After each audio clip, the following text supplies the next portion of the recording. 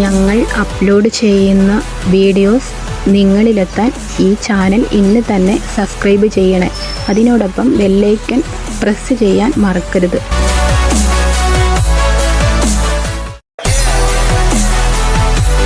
ഞങ്ങൾ അപ്ലോഡ് ചെയ്യുന്ന വീഡിയോസ് നിങ്ങളിലെത്താൻ ഈ ചാനൽ ഇന്ന് തന്നെ സബ്സ്ക്രൈബ് ചെയ്യണേ.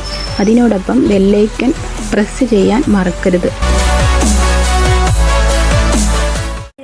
എൻ്റെ പ്രിയ കൂട്ടുകാരെ, എല്ലാവർക്കും എൻ്റെ നമസ്കാരം.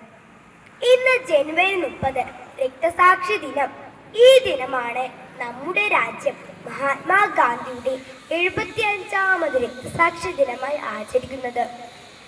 ഡൽഹിയിലെ ബിർള ഹൗസിൽ ഒരു സായാഹ്ന പ്രാർത്ഥനയിൽ പങ്കെടുക്കുന്നതിനിടെ നാഥുറാം വിനായക് ഗോഡ്സെയുടെ കരങ്ങളിൽ 1948 നമ്മുടെ രാഷ്ട്രീയ പിതാവായ മഹാത്മാഗാന്ധിജി കൊല്ലപ്പെടുകയായിരുന്നു.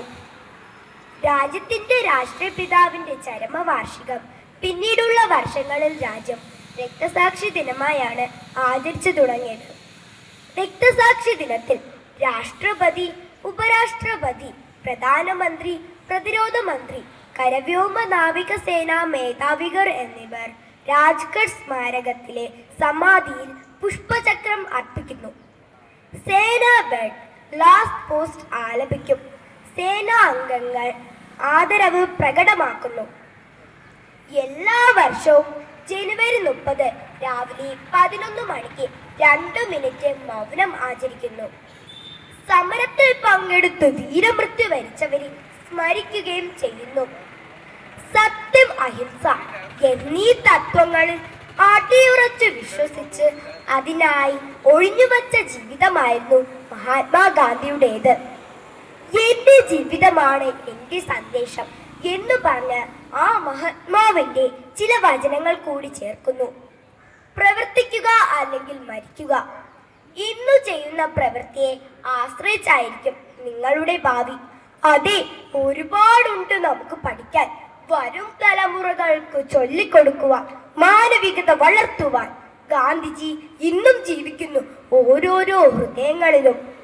ഭാരതത്തിന്റെ ഹൃദയം തകർന്ന ആ ദിനത്തിന്റെ ഓർമ്മപ്പെടുത്തലുമായി വീണ്ടും ഒരു ജനുവരി കൂടി എത്തുന്നു. മഹാത്മാവിന്റെ ജ്വലിക്കുന്ന ഓർമ്മകൾക്ക് മുമ്പിൽ പ്രണാമം. നന്ദി, നമസ്കാരം. ജയ് ഹിന്ദ്.